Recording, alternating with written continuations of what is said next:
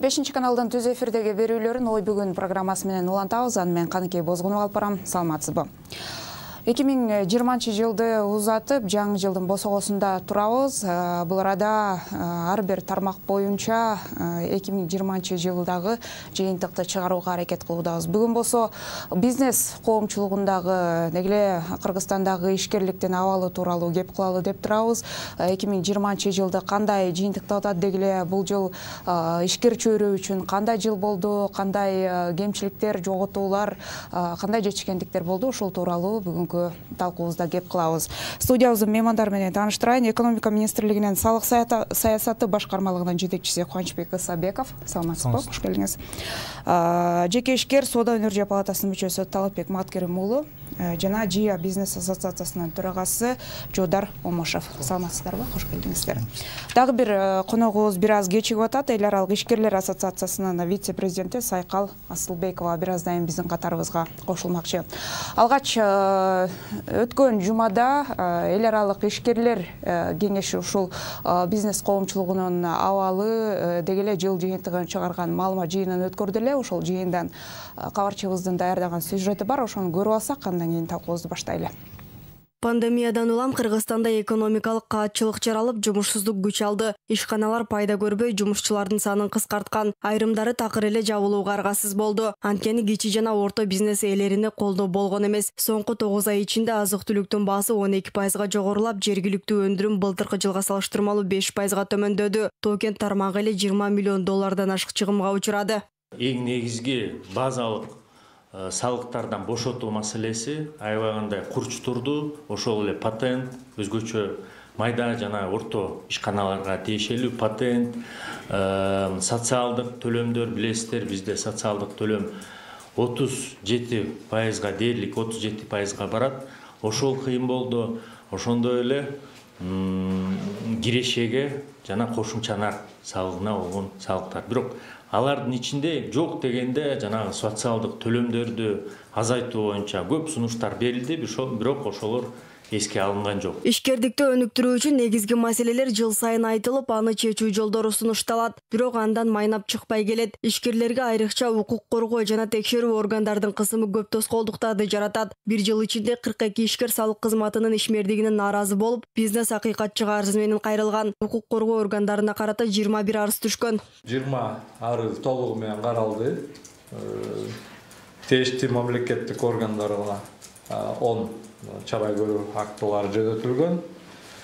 Бир чара көрүү акты кабыл алынган, калгандары сотко чейин чечимдерге келип, биз тил табышып, мамлекеттик органдардын жана өз алдынча органдар менен келишимге келип, экономикалык каатчылык учурунда ишкерлерди колдоо максатында өкмөт 3 антикризистик долбоор иштеп чыккан. Ага ишкерлерди колдоо кеңеши 190дон ашык сунуш киргизген. Бирок алар берген сунуштар ишке ашырылган эмес. Бизнести соңку саясий кырдаалда аксаткан. Какая-то была помощь от правительства. Өкмөттүн бизнеске бир аз болсо да жардам болду. Пандемия учурунда ишкерлер ижарага акысынан бошотулду. Өкмөт бизнести колдоого бардык күчүн жумшады. Бизнеске туруксуздук тоскоол болорун баарыбыз билсек керек. Бизнес тынчтыкты жакшы көрөт. Октябрь айындагы окуялар бир топ иштерди артка жылдырды. Ал учурда биз ишканаларды талап тооноодон, рейдерлик басып алуудан сактоого аракет жасадык.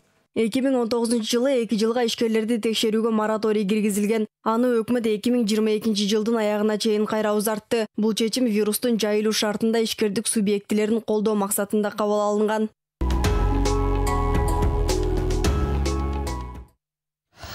Чын эле жогоруда айтылгандай, бизнес, ишкерлик, инвестициялык климат бул тынчтыкты жакшы көрөт. Чындыгында анан өтүп бараткан жыл тилекке каршы саясий жагынан дагы, анан ооруга байланыштуу дагы мындай туруктуу болгон жокпуз деп айтсак болот. Сөздү алгач экономика министрлигинин өкүлүнөн баштасак туура болот окшойт. Негизи эле ушул бизнес коомчулугу быйылкы жылды кандай жыйынтыктап атат, ошол тууралуу айтып берсеңиз. Саламатсыздарбы, рахмат. Албетте бул жыл абдан татаал болду. Бул жеке ишкерлер эмес, бул мен ойлойм бардыгыбызга, ошол эле мамлекеттик орган болобу, жөнөкөй жаран болобу, бардыгыбызга татаал жыл болду деп айтсак болот. Албетте бул биринчиден ковид пандемиясы абдан таасир этти. Жана репортажда айтып кеткендей 3 антикризистик план кабыл алынды деп айтылды. Мен кошумча айтып кетейин, негизи 4 антикризистик план болуп кетти. Биз ноябрь айында дагы 4-чү антикризистик планы каралган. Эми кыскача айтып кетсем, бул салык жагынан тилекке каршы жана репортажда айтылгандай толук бошотуу маселеси ишке ашырылган жок. Аны абдан көп ойлонуп, бизнес менен да жолугуп, талкуулап, бирок ошол иш-чарага бара алган жокпуз. Анткени бюджет маселеси дагы курч болуп турду. Өзүңөр билесиңер, бюджет каражат жана салыгы түшкөн. Бул биринчиден ошол өлкөнүн иштегени, бул жана социалдык тармакка айлык жана пенсия берүү биринчиден бул маселе. Ошондуктан ошол бошотууга тилекке каршы бара алган жокпуз. Бирок ага карабастан башка иш-чараларды ишке ашырганга биз аракет кылдык. Мен кыскача айтып кетейин, бул биринчиден апрель айында жана отчетту берүү жана салык төлөө маселесин, салык жана камсыздандыруу төлөмдөрдү мөөнөтүн узартканга өкмөт барган. Ошол кадамга бул 1-июль айына чейин. Жана ошол эле ошол салык камсыздандыруу төлөмдөрдү төлөй албай калган учурда дагы жана пеня айыптарды дагы берүү маселесин дагы алынган ошо 1-июлга чейин. Ошол антикризистик программаларда ишкерлер үчүн каралган бир жеңилдиктер, жардамдар дейли, ошолор тууралуу программабыздын жүрүшүнө да кененирээк айтып берсек, негизи эле азыр биздин ишкерлердин абалы кандай деп айтсак болот? Эмне жоготуп алдык ушул 20-жылы же мындай кандай деңгээлде азыр? Албетте, ушул пандемия азыр мен коллегалар да айтып кетет болуш керек, бизнес тармагынан. Биз мамлекет тарабынан айтсак болот, бул жана биринчиден чек ара жабуу боюнча көп маселе болуп, анан жана пандемия ошонун баардыгы, бул биринчиден жумушчу орундар азайды деп айтсак болот. Бул экинчиден жанакы импорт-экспорт операциялар азайды. Кээ бир тармактарда 50%-га чейин түшкөн маалымат болуп атат. Анан албетте ошол кирешелер дагы азайды. Бирок мен дагы бир кошумча айтып кетейин, bundan кийин дагы суроо жооп болот болуш керек. Ошол салык жана башка иш-чаралардан тышкары мамлекет жана жеңилдетилген кредит боюнча дагы иштеп чыгып, азыр мен бир цифраларды айтып кетейин. Бул жанакы экинчи антикризистик планга ылайык 3 миллиард 407 миллион сом берилди 2817 ишкерге. Бул жеңилдетилген жана 6% менен кредиттер жана ошол эле айыл чарба тармагын каржылоо максаты боюнча силер билесиңер, жыл сайын ошондой программа кабыл алынат. Ошол программага ылайык азыркы учурга чейин 6 миллиард 81 миллион сом берилди. Бул 11861 айыл чарба ишкерине. Эми албетте биз ойлойбуз, кемчиликтер бар болсо, бирок өкмөт жагынан бүт аракет кылынып жатат. Түшүнүктүү. Талант мырза, айтсаңыз, ошо ишкер чөйрөнүн бүгүнкү күндөгү абалы кичине пандемиянын эпкени кичине басаңдайын деп калды. Азыр ишкерликтин абалы кандай? Жакшырып баратабы, ортобу, бутка туруп кетүүгө болобу же такыр эле төмөн түшүп кеттиби? Саламатсыздарбы, урматтуу телекөрүүчүлөр? Эми бизнес чөйрөсүнүн акыбалы өтө оор десек болот. Бул 2020 жылдын жыйынтыгы менен өзүнүн таасирлерин көрсөтүп атат. Бирок 2021 жыл ишкерлердин астында өтө чоң кыйынчылыктар туудурат деген азыркы бир биздин божомолдор бар да. Эмне үчүн дегенде өкмөт тарабынан ар кандай жеңилдетүүлөр кабыл алынып келатат, бирок биз пандемияга чейинки убакта эле өкмөт менен болгон ар кандай алым сабак жанагындай дискуссияларда көп маселелерди көтөрүп келгенбиз. Жана теледе айтып кетти, соцфонд маселеси бул канча жылдан бери келаткан эң көйгөйлүү маселелерден. Дээрлик ишкерлердин көпчүлүгү соцфондду ишчилерге төлөп жаткан соцфонддун накта төлөмүн жаап жашырып келет.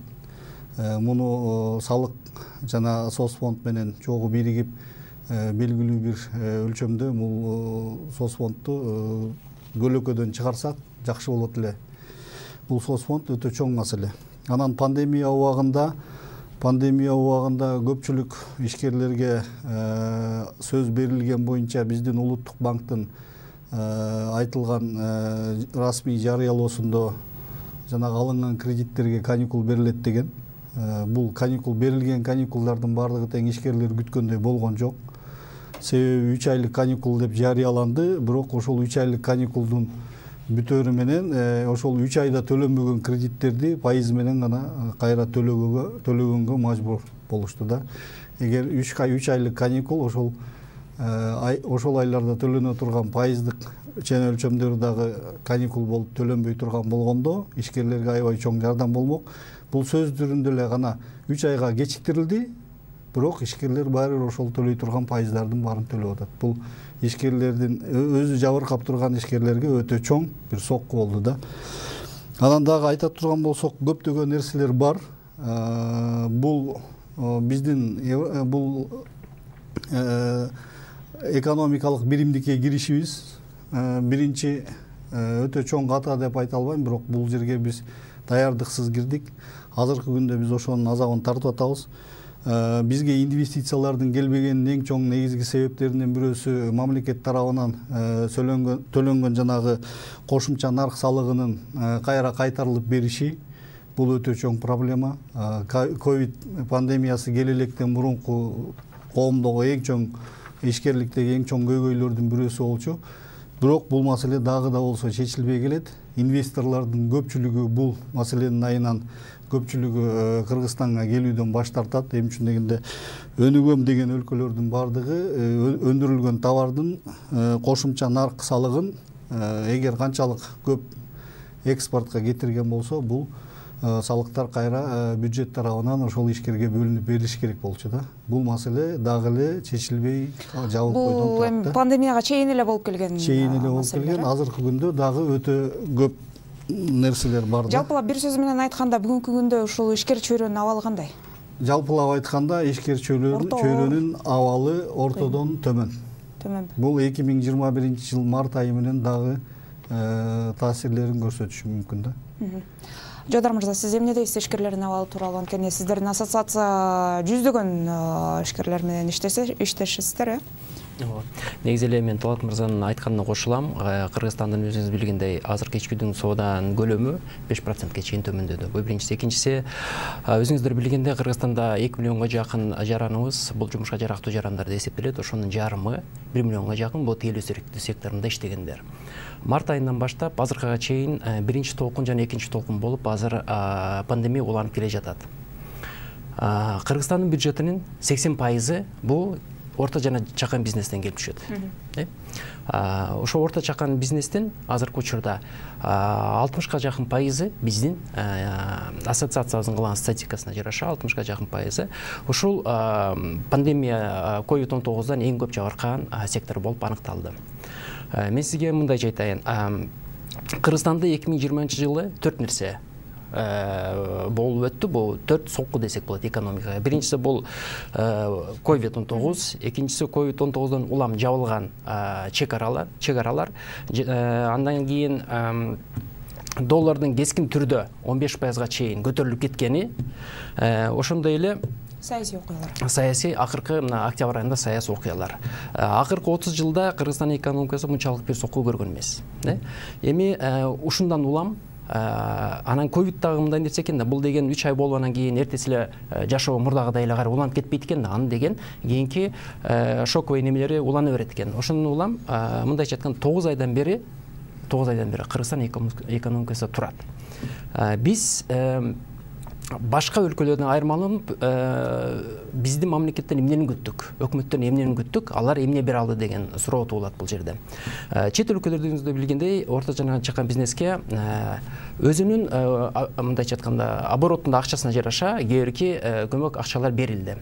Ошондой эле социалдык төлөмдөр колунда иштеп аткан жумушчуларга да тиешелүү, алардын жумуш берүүчүнүн төлөй албай калган социалдык төлөмдөрүн компенсациялап беришти. 4 айдан 6 айга чейин. Өлкөдөн өлкөгө карап алмашат.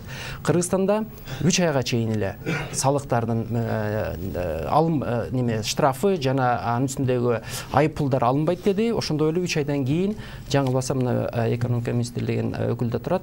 1-июлдан баштап кайра мурунку салыкка тиешелүү салыктар төлөй баштайсыздар деген. Эми жумушу болбой аткан адамдын экинчи толкундан улам деле жумушу болбой баратат. Өзүңүздөр билгендей, могу фудкорттор болсун, тамак аш сектору болсун, общепит деп атпайбы, булардын жумушуна 1-декабрда эле уруксат берилди. Андан сырткары жаңы нормалар кирди. Бул сөз түрдө кирилиш керек болгон нормалар болчу. Бат социалдык аралык сыяктуу мурда иштеп аткан объемдун 50% чейин бул түштү деген кеп. Бирок контракттар бар налог боюнча. Ошолордун төлөмдөрү боюнча азыр бюджетте акча болбогондуктан улам ушул орто жана чакан бизнестин үстүндөгү болгон оордук андан 2 эсе көбөйүп атат. Эмне үчүн араң өздүнө келип жаткан бизнестин үстүнө штрафтар, айыппулдар келе баштады. Мен жеке ишкермин, мен 2 фирмама тең штраф келди. Эмне үчүн? Ошо 1-июлдан баштап ушунга чейин акча төлөнбөп, же болбосо жарым-жартылай төлөнүп калган үчүн ошого штраф келе баштады. Мен түшүнүп атам, бюджетке акча керек. Бирок өкмөт эмнеден башташ керек эле? Биринчи кыла турган иши бул көмүскө экономикадан башташ керек эле. Себеби азыр Кыргызстандын экономикасы 60% көмүскөдө турат. Алар эмне үчүн салык төлөбөйт, эмне үчүн биз төлөйбүз? Эмне үчүн мамлекеттик салык органдары ошол жакты тескөөгө албайт дагы ачык иштеп аткан мамлекеттин үстүнөн дагы эле чөгөлөп келип жатат. Ушундан улам азыркы Кыргызстандын экономикасы жана ошондой эле орто жана чакан бизнестин абалы өтө оор. Андан сырткары кредит маселеси. Мамлекет дагы кандай жардам бере алат? Эми 1 жылга чейин кийин мораторий бар, текшербейбиз. Ал 2019-жылы, 2018-жылда болуп келген нерсе. Ал пандемияга эч тиешеси жок. Бул жерден мурдагы деле мейли текшербейлөө. Андан сырткары салык кызматынын дагы деле текшерүүгө акысы бар. Азыркы учурда деле. Андан сырткары органдар текшере берсе болот, мейли. Бирок кеп анда эмес. Кеп мындайча айтканда бир майнап чыгара турган бир жардам керек болчу. Бир ишкер эмнен сурады? Төмөнкү пайызда кредит сурады. Мамлекет макул деди, 400 миллионго жакын акча өкмөткө келди. Бирок ошонун эч болбосо биринчи айтылганда жарым-жартылай 200 миллиондон ашык акча ишкерлерди колдоо үчүн коротулат деди. Бирок алар эмнеге кетти? Бюджеттеги баягы социалдык төлөмдөргө кетип калды. Менин билгенимче 30 миллион долларга жетпеген акча эле бөлүндү. Доллар менен эсептегенде. Бирок алар дагы приоритеттик сфераларга кирип кетти. Айыл чарба сыяктуу. Элдин көпчүлүгү каякта иштеп атат? Тейлөө секторунда иштеп атпайбы? Биз азыр барып кредит сурасак, сом 18, доллар боюнча 11% менен алып атат. Мурдагыдан эч кандай айырма жок пандемияга чейин. Азыр сөздү биз Сайкал айымга берели. Эл аралык ишкерлер ассоциациясынын вице-президенти Сайкал Асылбекова. Кичине демиңизди басып алыңыз деп сизге сөз бербей аттык. Ишкерлердин абалы тууралуу сөз кылып атабыз. Өзүңүз угуп турасыз жандан бери. Деги эле 2020-жылда сиздердин ассоциациясы эле жыйынтык чыгарып, кайсы тармакка өзгөчө ушу пандемиянын эпкини катуураак тийди, кайсы тармак өтө аксап калды, кайсы тармак мындай кичине арабасын тартып баратат деген бир жыйынтык чыгарып атсаңыздар керек. Эл аралык ишкерлер ассоциациясы Кыргызстанга келип ишин улантып атканга аз эле убакыт болду. Буга чейин Москва шаарында Россияда түптөлгөн ассоциация мүчөлөрүнүн көбүнчөсү чет элдик, кыргызстандык, бирок чет мамлекетте жүргөн биздин мигранттар болуп эсептелет. Эми азыркы учурда айта кетсек, Талант мырза менен Жодар мырзанын айткан сөздөрүнө толук кошулам. Абдан оор абал. Секторлорго бөлүп карасак, эми карантинге бардыгын жапканда 100% бардыгы эле секторлор жабылды. Бул бир гана медицина жагы иштеп атты. Анан тамак аштар баягы ташыганга иштеди. Калган бардык тармактардын баары тең жабыркады деп айтсам жаңылышпайм. такыр токтоп төмөн түшүп кеткен деп кайсы тармакты айтсак болот? Туризм тармагын айтсак болот го деп ойлойм. Азыркы учурга чейин көптөгөн баягы туризм чоң компаниялар өзүн банкрот деп жарыялап жатышат. Угуп атсаңыздар керек. Эми мага чейин айтылып кетти бардык акыбалдары. Мен ушундан эмнеге көбүрөөк көңүл бурсак деген майда болсо дагы, бирок кийин мамлекетибизде ишкерлердин кантип колдоо жөлөк көргөзсөк деген бир-эки сунуш айта кетейин деп чечип атам, ойлоп атам. Биринчиден, менин оюмча, мектеп... Бул сунуш кимге? Өкмөткө? Барыбызга, өкмөткө, биздин мамлекетке. Бизде, мисалы, мен өзүм билим берүү тармагынан адис болгондуктан дагы ошол ойлойм да, биздин мамлекеттик билим берүү системабыз кандай продуктун чыгарып атат. Өзүн өзү багып кете ала турган, ийгиликтүү акча таба ала турган, финансылык сабаттуулугу барбы же жокпу, кандай продукт чыгарып атат бизге? Ишмердүүлүктү билеби, билбейби? Жообун жакшы билесиздер, биздин билим берүү программада ишкердүүлүк же финансылык сабаттуулук же ораторлук чеберчилик же бир бизнеске керек боло турган бир дагы билим берилген жок. Мектепте дагы, университетте баягы бизнес управление жагында берилсе, башка жагында аз берилип атат. Ошондуктан ишкердүүлүктү өнүктүрүү үчүн ойлойм, ар бир мектептин базасында ошол бул эми аябай мындай өзүнчө бир программада талкуулай турган өнүктүрө турган бир направление алсак болот.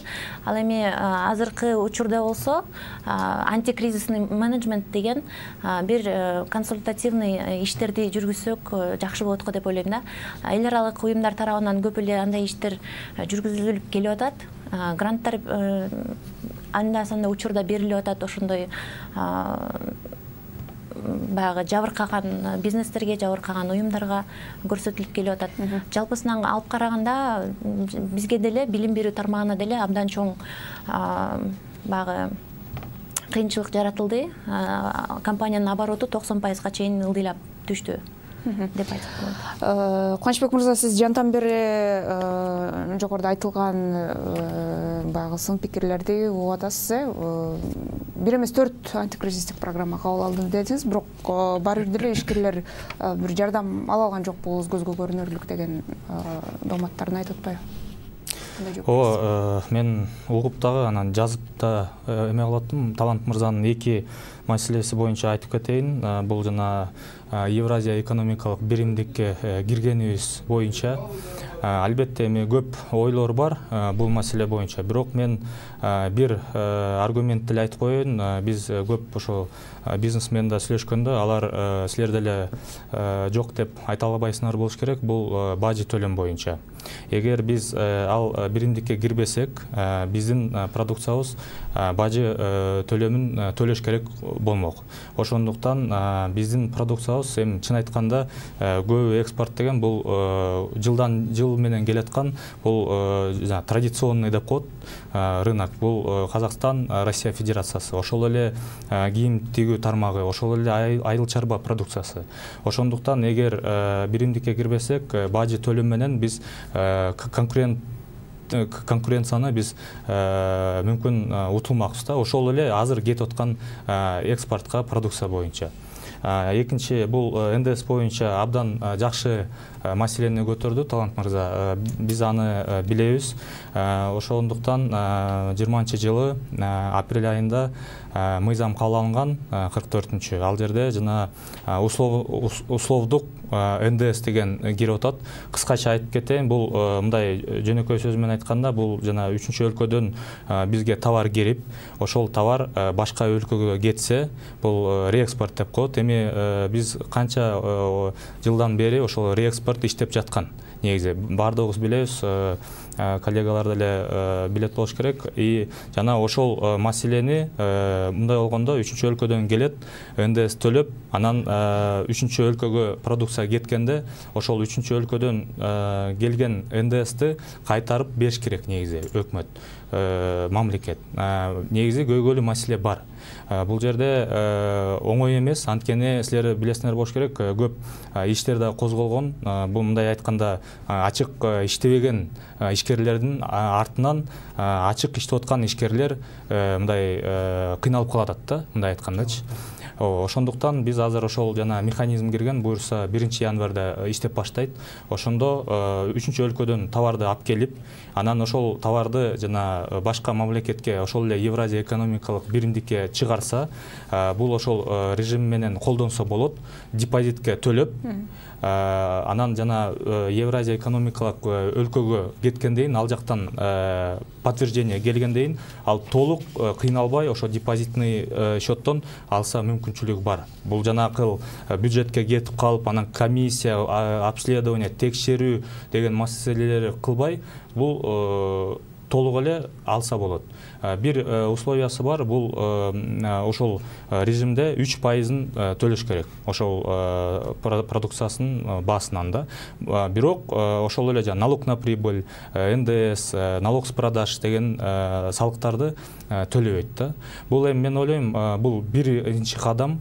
Экинчи кадам, мына азыр көп ишкерлер кайрылып атат, ошол эле тигүү тармагынан бул жана келген сырьёго дагы ошол механизмди иштетели деп.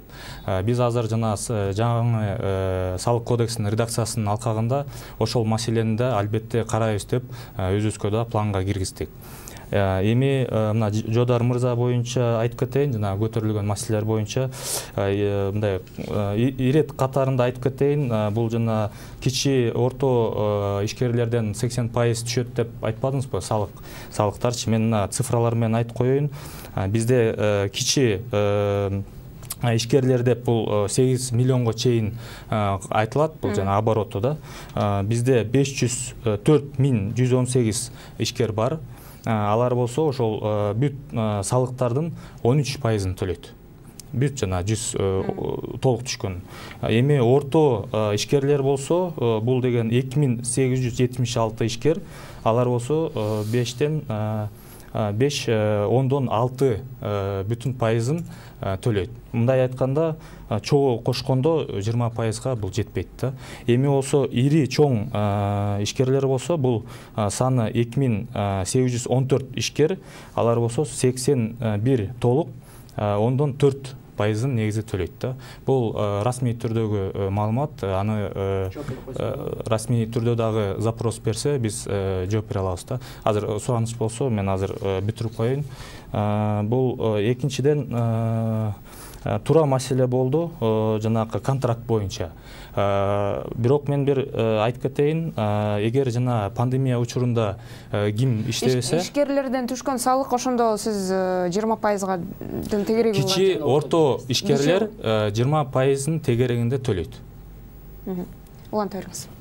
Ал эми жана мен биз да көп айтып аттык, маселе көтөрүп атканда, пандемияда эгер иштебесе эмнеге биз салыкты төлөш керекпиз депчи.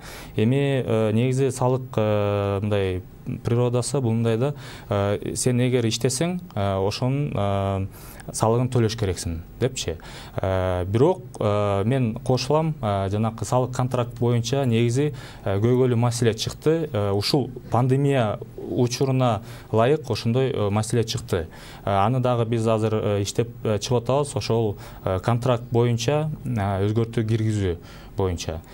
Бирок ошол контракттан тышкары, бул жана жөнөкөй салыктар болсо, эгер иштебесе, ошол эле жана налог на прибыль же башка бир эме болсо, патенти болсо, мисалы, ал иштебесе, патентти албай эле койсо деле болот. Эгер алып калса, ошол учурда туш келип калса, быйыл ушул жылы биз жана антикризистик пландын алкагында биз өзгөртүү киргизгенбиз. Эгер сен иштебей калып, бирок патентиңди алып калсаң, салык кызматына барып, арызыңды жазып, ошол канча иштебеген эмең алдыңкы периодко өтөт да. Ошондой бир айтып кетейин. Бирок ушул салык жагынан чын эле мындай ишкерлерге бир айтарлык жардам көрсөтө алган жокпуз, моюнга алсак болобу? Эми мен андан да алысмын. Анткени мына мен дагы кошумча айтып кетейин. Салык текшерүү боюнча дагы сөз болду. Салык текшерүү боюнча апрель айында антикризистик пландын алкагында салык кызматынын буйругу чыккан. Ошол 20-жылдын аягына чейин текшерүү болбош керек деп. Бирок бир нече учурда болушу мүмкүн. Бул жана жабуу боюнча ликвидация, реорганизация деген маселеде жана рейдтик көзөмөлдө алкалган, анысы айтсак болот да. Жадар мырза, биринчиден Кыргыз мамлекеттик статистикалык комитеттин берген маалыматына караганда Кыргызстанда 200 миңге жакын чарбалык субъекттер бар. Сиздин айтканыңызга караганда ушулардын 80% получается, эгер сиз айткан 20 болсо, бул ири компаниялар экен да. Мен азыр ири компания эсептеп берди десеңиз, Кыргызстан боюнча санасам 50-ге жетпейт. Анча кандай болуп атат, анан бунун 80% ири ишканалардан келип атат, 20% орто чакан бизнестен келип атат. Талант мырзаны сураңыз, булар орто чаканбы же ири бизнеспи? Буларды орто. Могу жерде отуруп атканда сайкалайымда биз да бардыгыбыз орто жана чакан бизнестин өкүлүбүз. Өзүмдү өзүм кичине кошумчалап, анан толуктап кетейин. Кыргызстандын бюджетинин 80% жеке сектордон келет. Мен ошол жерде айтып атып, сөзүм калып кетти. Туура айтат, бул 80%. Калганы сырттан келген донорлордон жана мамлекеттик кээ-бирки акциялардан келген төлөмдөр болот. Эми азыр мына экономика министрлигинин өкүлүнөн сурайын, сиз Кыргызстанда бейформал экономика менен көмүскө экономиканын биринчи мага айырмасын айтыңыз, экинчисинен көлөмүн айтып бериңиз. Азыр жоопко чейин мен бир айтып кетейин. Эгер ага жооп бере алсаңыз, мен токтоп кетейин. Азыр күтүп турсаңыз, улуттук статистика комитетин айтып кетти 200 миң деп. Бирок мына биздин реалдык салык төлөөчүлөр бул общий бул 509.808. Ошонун ичинен жана мен айтып кеткендей, эми болсо көмүскө экономика боюнча расмий түрдө ошол эле улуттук статистика комитетинин берилген маалыматы боюнча бул 23-25% деп айтылат. Бирок эми биз деле билебиз, 2012 жылы изилдөө болгон жана 2018 жылы. Ошолордун маалыматы боюнча бул деген 39, биринчи 2018-де 37% айтылган. Бирок бир нече эксперттердин айтымы боюнча бул 50-60%га чейин жетет деп атат. Сиз эмненин негизинде ушул 60%? Кыргызстанда көмүскө экономика менен плюс бейформал экономиканын көлөмү, мына өзү деле айтып атат, 50-60%га чейин, туура ошого чейин барат. Биз да статистика кылып жүргүзүп атабыз. Өзүнүн жора жолдошторуна эсептеп көргөндө ошонун ичинен бергилин жарымы регистрациясы жок окат кылат деген кеп да. Эми бул жерде мамлекетке өкмөткө эмне айтып атабыз? Бизге бардыбызга бир конкурентоспособный бир среда кылып бергиле деп атабыз да. Ал болбосо эмне болот? Мен качанга чыдай берем? Социалдык төлөмдөрүм, салыктарым төлөп жүрө берем. А менин жолдошум ошол убакта көмүскө экономикада жүргөндөр анын эч бирөөсүн кылбайт. Ошол убакта мындайча айтканда азыр ушундай бир деңгээлге келди, бизнес алдыңкы 1-2 жылдын ичинде Кыргызстанда бир алдыга жылыш болсо калышат, болбосо эки эле жол бар бизнестин алдында. Бир, же мен ошол досума кошулуп көмүскө экономика кирип кетем, же болбосо Кыргызстанда окатын топтоп туруп чет өлкөгө кетип калам. Тандоо бизде. А биз деген ушун үчүн сунуштарыбызды берип атабыз. Мен түшүнөм, бюджетте акча жок. Бюджетте акча толтуруш үчүн дагы деле расмий иштеген ишкердин үстүнө чөгөлүп атат. Ошон үчүн биринчиден биз азыр сунуштап жаткан бул бардык бажы кызматында болсун, салык кызматында болсун, башка текшерүүчү кызматтардын бардыгында кадровый реформа керек. Керек болсо экесе кыскартсын. Андан сырткары реформа эмне болот? Биздин негизи салыктан эч кандай проблемабыз жок. Биздин салык башка өлкөлөргө карап чөмөлүнүн жакшы эле деңгээлде. Өтө деле көп эмес, мындайча айтканда орто бир жерде турат. Бирок бирөөсү төлөп, бирөөсү төлөбөгөндө ал ошол адилетсиздик ошол жерде болуп атат. Ошол нерселерге суранабыз Минэкономдон салык кызматынан чогуу отуруп туруп, ушуну бир тескеп берсеңиз тез арада. Экинчиси, салыктар боюнча пандемиядан улам топтолуп калган салыктар узак мөөнөткө чоюп бериш керек. Кандай? Азыр мына штрафтар келип атпайбы? Күнүгө штрафтар келип атат компанияларга. 5000 сомдон баштайт, ошодон баштап кетип көлөмүнө жараша. Эмне үчүн жазылып атат? Адамдар, биз ишкерлер өзүбүзгө келе элекпиз. Мурдагы оборотунун 20-30% обороту менен иш кылып атышат азыр. Тескерисинче чогулуп калып анан азыр төлөгөнгө туура келип атат да, Ошондо төлөш үчүн биз дагы эл менен элде деген акча жок болуп атпайбы? түшүнүп атасыздарбы? Биринчи кезекте керек болгон тамак аш менен алек болгон кишилердин соодасы жүрүп атат. А бирок андан сырткары толтура табак оокаттары бар да, мисалы мында кийим, мисалы башка бир телевизор менен алек болгондорго соодасы жүрбөй атат. Себеби эмне? Адам телевизор карабайды эле азыр. Өтүп кетейин деп атат, эски телевизорун карап. Кийими болуп аткан киши мен эскисин кийип турайын, да? Орусча айтмакчы до лучших времен деп. Ошондой сыяктуу нерселер менен алек болгон кишилердин соодасы токтоп калды. А продукт питания менен алек болгондордун соодасы жүрүп атат. Ошон үчүн приоритеттик направление деп атабыз. Ошого дегенде кредиттер берилип жатканда өзгөчө соода тармагы, өзгөчө тейлөө тармагында иштегендерге 6%дан төмөн кредиттер берилиш керек болчу. Берилген жок. Эми мындай жок дегенде бир айта турган нерсе болдубу? Жардам баарын эле кечке жамандай. Азыр мен эми антикризис программалар кабылданып аткандан кийин ал жерде бир иш-чаралар белгиленген, ишкерлерге мондай жардам беребиз дегенчи. Ошондон бир айтсак болобу? Жакшы жактарын айт. Сөзсүз түрдө жакшы жактарын айтсак болот. Эми бул мамлекет биздин мамлекет. Эртең бүрсүнү бирөө келип бизди оңдоп бербейт же жардам бербейт да. Бул нерсени чогуу чаран ийире отуруп түз кеңешип бир кепке келип бир жасашыбыз керек да. Башка эч ким келип жасап бербейт. Анан баары эле баягы сын болмоюнча иш оңолбойт экен да. Анан ошон үчүн биз жана Кубаныч мырза айтып кетпеди, ЕАЭСке кошулганыбыз биздин бажы боюнча төлөмдөрүбүз баягы төмөндөдү деген нерсеңизге мен айтат элем да, ЕАЭСке биз шашылыш кошулдук. Бул статистика, мисалы үчүн биз эл аралык жүк ташуучулар бир статистика жүргүздүк. Коңшу Тажикстан жана Өзбекстан өлкөлөрүнөн ташылган жалгыз гана жашылча жемиш боюнча чыгарылган статистика Кыргызстанды өтүп барган өлкөлөрдүн ошол эле Орусия Федерациясына жеткендеги нарк акысы бизге караганда 10-16%ке арзаныраак түшүп атат да. Биз Кыргызстан Казакстан менен оңшу болуп туруп, Россияга километраж боюнча да жакын болуп туруп, биздики ЕАЭСтин ичинде мүчө болуп туруп, биздики кымбат да.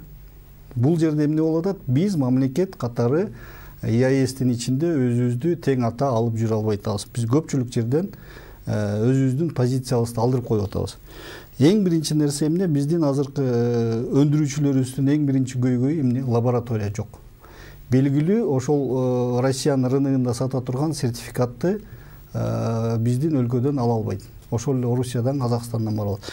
Азыркы эң биринчи сунушум биздин өлкө карызга дагы эмне кыла турган болсо, баардык өндүрүлгөн товарларга, кийим кечеби, тамак аш продукциясы, азык-түлүк продукциясы эмне боло турган болсо, бизде ошону ЕАЭСтин жана дүйнөлүк деңгээлде сертификат, талапка жооп берет деген сертификат жана лабораториялар сөзсүз түрдө болуш керек бизде.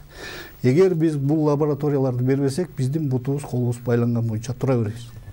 Анан эң негизги нерсе, мына пандемия убагында айтып атат, көпчүлүк нерселер мамлекеттигиндей жардам бере алган жок, мындай жардам бере алган жок деп. Мамлекеттин деле абалын түшүнүп турабыз, бирок ошол эле убакта биздин ишкерлердин эң көп көйгөйү жана арыздануулардын эң негизги себеби бул жанагы аренда акысы болду да. Ушул Кыргызстандын ичиндеги арендага берип жүргөн ишкерлердин статистикасы барбы? Ошолор канча налог төлөп атышат? Сөзсүз түрдө пандемияда кээ бир ыймандуу урактары 50%ке чейин скидка берди. Ыйманы жоктор болсо ошол пандемия бүтөөрү менен аренда акысын кымбаттатты, же болбосо эч кандай түшкөн жок да. Булар азыркы күндө менин билишимче ошол жанагы биздин патент деген система менен бир 5000 сомго патент алат дагы 3000-4000 долларга арендага берип аткан бир мекеме эмесин, ишканасын канчалык деңгээлде налогун төлөп атат. Бул эң чоң көйгөйлөрдүн бирөөсү да. Биз азыр мамлекет катары ошол ичибизде болуп жаткан көмүскө экономиканын эң негизги тармактарын биле албай атабыз. Анан баягы бизде өкмөттү аябай сындай беребиз го, бирок ошол сындагандай эле кеп бар. Азыркы күндө өкмөт ойлоп атат да, жер шары Кыргызстандын тегерегинде айланып атат дегенчи. Жок, жер шары Кыргызстандын тегерегинде айланбай эле бир жерге түшүшүбүз керек да, реалдуу секторду карашыбыз керек. Азыр статистикалар менен кете турган болсок, биз 2021-жылы жагдайыбыз кандай болот? Бул ошондо эмне жардам ала алдыңыздар? Пандемия учурунда ишкерлер 3 айлык каникулдан башка эч кандай жардам алган жокпуз биз. Бирок аны жардам деп эсептей атасыздар да. 3 айдан кийин ошонун пайызы менен төлөп бердик. Бул эми 3 айга баягы акча жок убагында гана бир каникул болду. Ошонун негизинде 3 айдан кийин толук бере турган акчабызды баары төлөп атабыз. И бул алынган кредиттерди дагы 3 айга узартып алдык деген сөз. Ушул нерсени Сайкал айымдан сурагым келип атат. Деги эле мындай дүйнөлүк практикада дейли эми бул пандемия жалгыз Кыргызстанга келген жок. Дүйнө жүзү боюнча эпкини тийди. Башка өлкөлөр ишкерлер үчүн кандай жардам бере алды? Сиздерде маалымат болсо керек. Мен азыр өзгөчө бир мындай ыңгайлуу дейлиби, мамлекеттин шартына, социалдык экономикалык абалына карап мындай кандай жардам кылса болот эле биздин өкмөт деле? Эми менде толук мындай статистика катарындагы маалымат жок, бирок чет өлкөдө иштеп жүргөн ишкер досторубуздун айтканына караганда, мисалы Америкада ишкерлерге эле эмес, жөнөкөй жарандарына айлыгынан бери төлөп берип атты деп айтып атышты да. Иштебей калган, ошо карантинде отуруп калган жөнөкөй ишкер эмес, жөнөкөй жаранга ошонун айлыгын төлөп берип, дагы акча багы жашаганга деп берип атышты, пособие катары.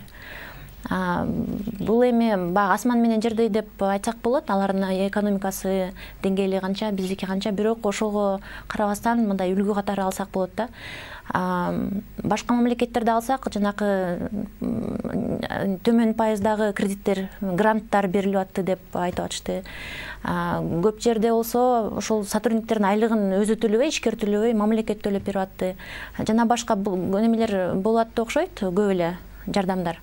Биз болсо отуруп суктанып караганга гана туш келип атты. Толуктай кетчү нерсе, эми башка өлкөлөрдө көпчүлүк жардамдар берилип атпайбы?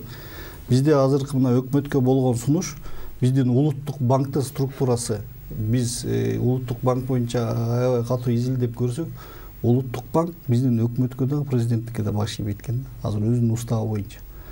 Бул улуттук банк кимдин көзөмөлүндө жана кандай саясат жүргүзөт, кимге баш ийет да?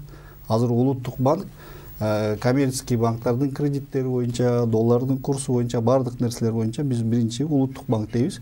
Бирок улуттук банкка премьер өкмөттүн башчысы буйрук бере албаса, президенттин буйругун албаса түздөн түз улуттук банктын структурасын өзгөртүп, мамлекетке пайдалуу жана эл үчүн иштей турган бир банк болуш керек да, экономика үчүн. Пандемия учурунда жанагы антикризистик программаларды кабыл алып атканда өкмөт мындай ишкерлердин сунуштарын, талаптарын эске алындыбы? Кайсы талаптар эске алынды, киргизилди, канчасы аткарылды, анын ошол тууралуу? Мен да айтып кетейин, албетте ишкерлерден мындай айтканда бир эки чоң маселе көтөрүлүп атканда, бул жана кредит биринчиден жеңилдетилген. Ал боюнча мен жана айтып кеттим, 3000ге чейин ишкерге берилди, 3,5 где-то 3 миллиард 407 миллион сомгочу. Мүмкүн толук жардам болбосо дагы, бирок ошол ишкерлердин жана бир чоң маселе боюнча иш чара жүргүзүлүп, ушундай жумуш аткарылды.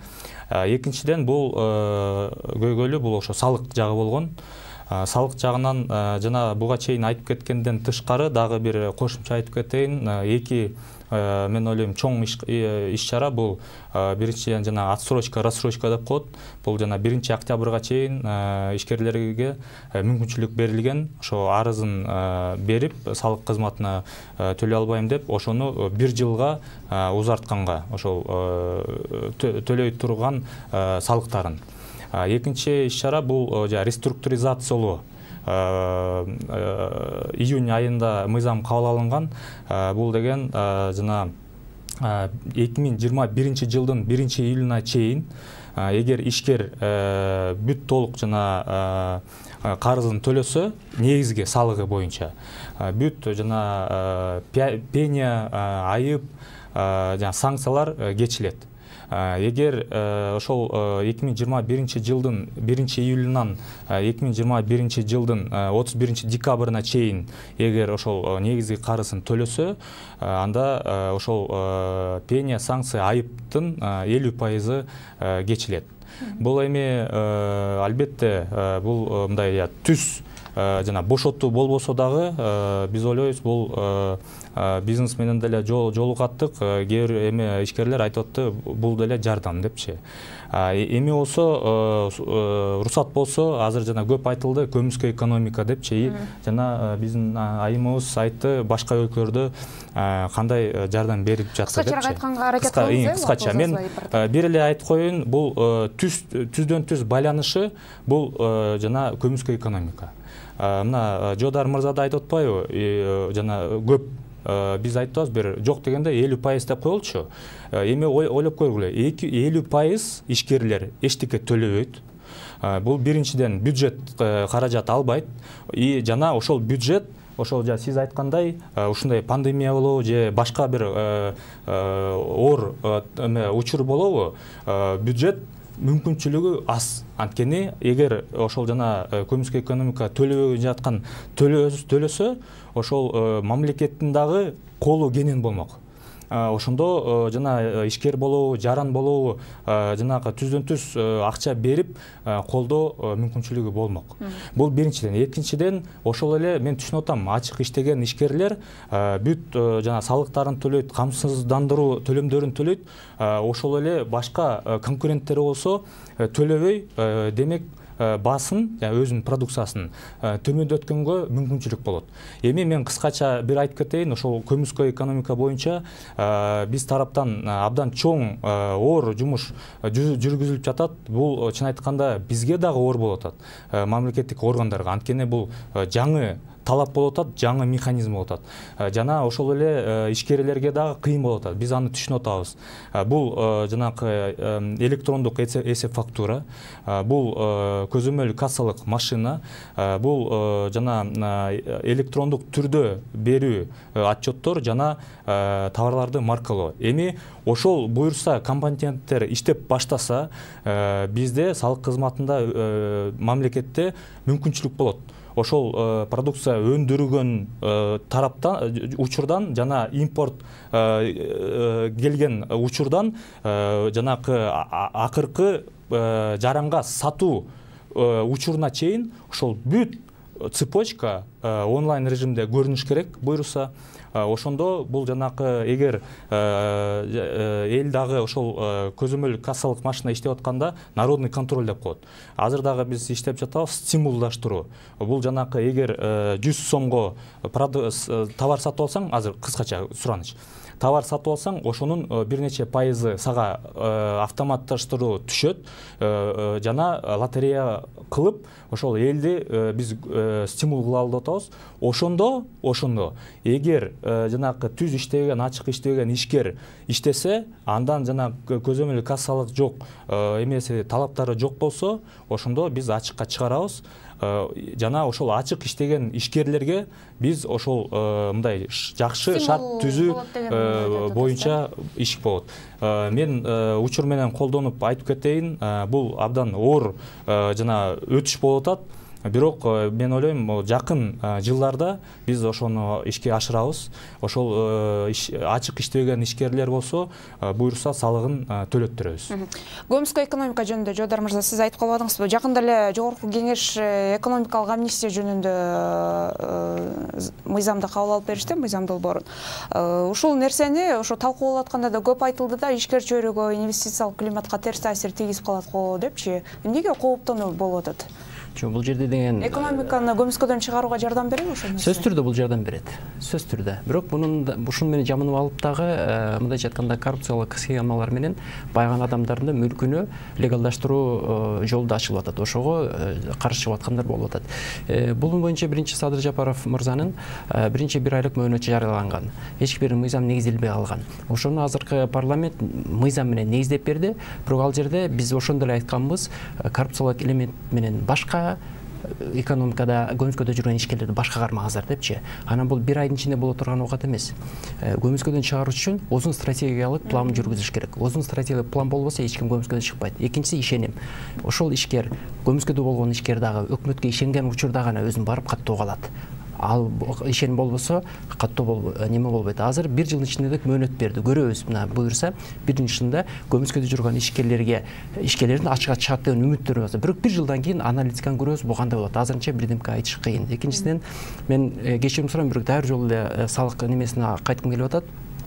Азыр мына мырза айтып атат, 2021-жылдын жай айына чейин эгер негизги суммалар төлөй турган болсо, реструктуризация боюнча эч кандай пеня штраф жазылбайт деп атат. Кечирилет деп атат. Азыркы учурда деген, демек сиздин пландап берген нерселериңиздер жетчү жерине жетпей атат деген геп болуп атат да. Себеби салык кызматтар штраф келип, штрафын салып атат, айып пулун салып атат. Счеттордо арестке башташты уже. Счетту арест башталгандан кийин биз чет өлкөгө акча жибере албайбыз, чет өлкөдөн акча албайбыз. Ушул эле убакта Кыргызстан ичинде өнөктөштөрдөн да эч бир банктан акча ала албайбыз деген геп. Мен ошол салык кызматы менен акчамы алып койбойсун деп туруп, банка перевод эмес, кэш ала баштайм, мындайча колдон наличка ала баштайм. Түшүнүп атасыздарбы? Наличка алгандан кийин ал жерде НСП алынат. Ошол менен бу дагы эле ушундай бир мындайча айтканда кругобороттун ичинде жүрүп атабыз да. Түрткү бул. Көмүскө экономия түрткү. Биз акчаны уже банкка жаткызбай атабыз. Талант мырза, кыскача биздин убактыбыз өтө аз калды. Жыйынтыктоочу мындан ары ишкерлер кантип багы азыр деле өз арабасын өзү тартып атат, бирок мындан ары кандай айта турган болсом, Кыргызстандагы алынып жаткан салык маселеси тигил бул нерселердин бардыгы тең салыштырмалуу жана чет мамлекеттерди айтып атабыз. Чет мамлекеттерге салыштырмалуу биздин салыктар өтө аз жана жеңил. Бирок Кыргызда жакшы сөз бар, адилеттүүлүк болбогон жерде чындык ыйлап турат дейт. Адилеттүүлүк болбосо эгер, бул көмүскө экономика жана азыркы салык маселеси чечилбейт. Эгер адилеттүүлүк боло турган болсо, бул ишкерлерге азыркы төлөп жаткан салыгынан 10 эсе кымбат болсо дагы ыйлайсыктай. Президенттин дегерегиби, башка бир мамлекеттик чиновниктин туугандары алар дагы налог төлөп жатканын эл ишенип билсе, 10 эсе болсо дагы төлөйт. Бирок адилеттүүлүк болбосо, эч ким эч качан бул системаны жой албайт. Ачыкка чыккысы келбейт. Ачыкка чыккысы келбейт, жана жанагындай чоңдордон өзүнүн тууган тушкандары барлар налогун төлөбөй же болбосо мамлекетке боло турган карызын төлөбөй жүрө бере турган болсо, ал сөзсүз түрдө элдин арасында угулат. Жана эч ким бул нерсени адилеттүү деп эсептебейт дагы. Ал төлөбөсө мен эмнеге төлөбөйм деген жанагындай коомдогу нааразычылыктар боло берет. Сөзсүз түрдө адилеттүүлүк болуш керек. Сакал мырза, кыскача айым кечиресиз, жыйынтыктоочусу сизде болсун. Кантип ишкерликте? Кыскача. Кантип ишкерликке жардам беребиз? Бул менин баягы өзүбүздүн жарандык коом тарабынан жана ишкерлер ассоциацияларынын тарабынан болобу, ушундай бир ишкерликти өнүктүрүү, антикризистик программаларды ич-чара өзүбүз иштеп чыгуу, ошолорду жайылтуу, ишкерликти өнүктүрүү. Анткени азыр бизде көптөгөн мигранттар дагы келди чет өлкөдөн, жумушсуз калышты. Өзүбүздүн өлкөнүн ичинде дагы көптөгөн компаниялар жумушчуларын кыскартып, абдан көп адам жумушсуз калды. Ошолорду кайра жумуш иштетпей, жумуш орун түзгөндү үйрөтүп, ишмердүүлүккө чакырып, жаңы бизнес кылганды үйрөтсөк деген бир ой. Андан тышкары албетте бардык айткан ойлорго кошулам. Кыскача. Мен толук кошулам Талант мырза менен, жана адилеттүүлүк боюнча мен дагы мындай салык саясат башкармалыгынын башчысы болуп, мен дагы убада берем. Буюрса фискалдаштыруу киргенде бай болобу, өйдө иштегендин тууганы болобу, бардыгы төлөш керек болот. Бул биринчиден. Экинчиден болсо, азыркы учурда биз сиз дагы айтып кеттиңиз, салыктар ставкалары негизи абдан мындай өйдө эмес регион боюнча. Бирок биз дагы макулбуз, ошол салык процедуралары мындай кыйынчылык, кемчиликтер бар деп. Анан жана азыркы учурда жаңы салык кодексинин концепциясы алкагында мына бизнестен да киргизгенбиз. 16 өкүл бар биздин жумушчу топто.